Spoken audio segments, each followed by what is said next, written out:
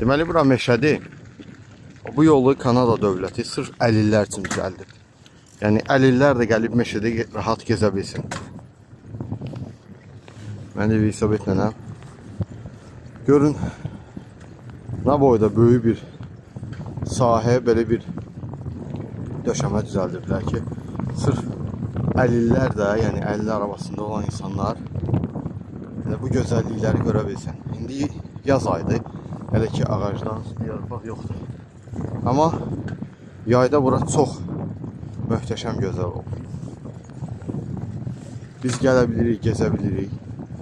Əlillər bu meşəni gezə bilmir arabayla. Ona görə onlar üçün belə bir döşəmə düzəldiblər. Bu da Kanada.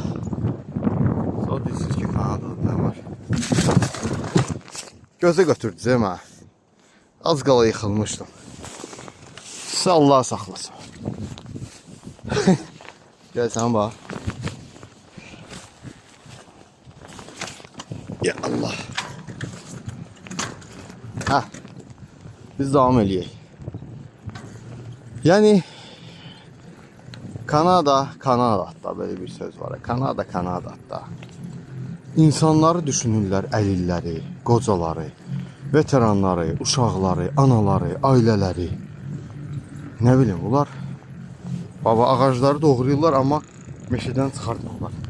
Çünki ağac meşəyə məxsusdur, təbiətindir. Və o doğrayıb belə saxlayırlar təbiətdə. Ağacları doğrayıb saxlayırlar təbiətdə, baxın. Doğrayıblar, götürmürlər. Çünki ağac, meşə təbiətə məxsusdur. Yəni, gəlib kimsə bundan oğrayıb, aparıb yandırmır.